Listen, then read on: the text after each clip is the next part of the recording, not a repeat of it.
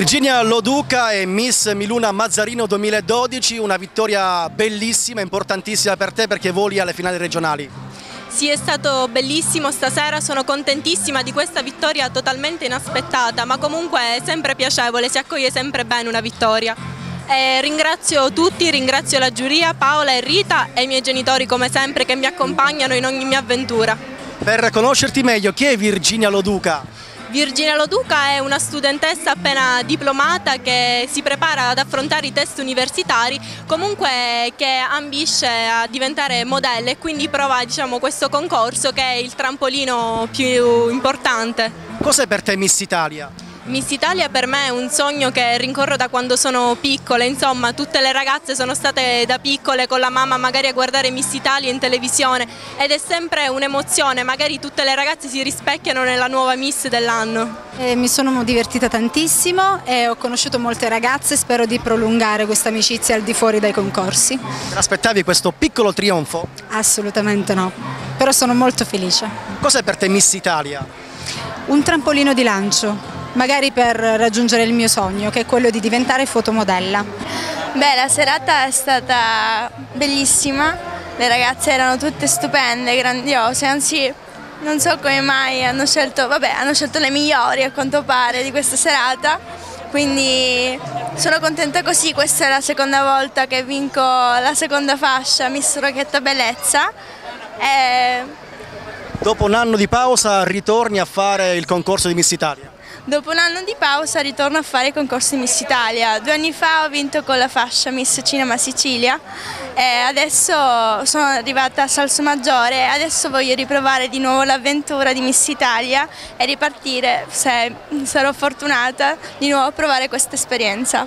Per Maria Gozzino ancora una fascia di Miss Italia. È la terza fascia, speriamo di andare avanti e prendere la prima fascia. Sono contenta, è stata una bellissima serata. Meritatissimo il primo posto, sono felice per Virginia e speriamo di andare avanti, sì. Cosa rappresenta per te il concorso di Miss Italia? Ma è un trampolino di lancio perché vorrei provare a fare la modella e comunque arrivare a Rai 1, Miss Italia è sempre è una cosa in più per il mio, come si dice? Curriculum. Bocca al lupo. Crepi. Grazie. Miss Italia Mazzarino ha riscosso un grande successo. Sì, indubbiamente sì, e i complimenti vanno all'organizzazione, anche alla signora Paola Bresciano. Con questa iniziativa di Miss Italia qua a Mazzarino già iniziamo a capire come si potrebbe, sempre in chiave turistica, io mi rivolgo perché sono un operatore, in chiave turistica come bisogna capire fare turismo a Mazzarino con queste manifestazioni, con la valorizzazione del patrimonio artistico, culturale e architettonico. Sindaco, che bilancio possiamo tracciare di questa serata, il concorso di Miss Italia qui a Mazzarino?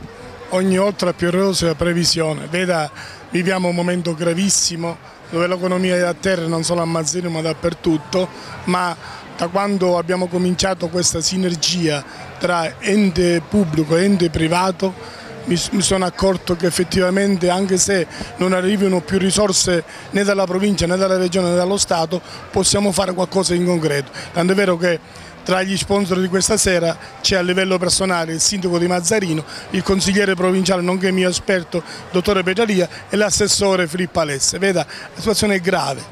Se non ci inventiamo qualcosa il mortorio continua, mentre così invece diamo vivacità a una comunità, a un comprensorio, a una provincia che ha tanta voglia di vivere e di fare cose positive.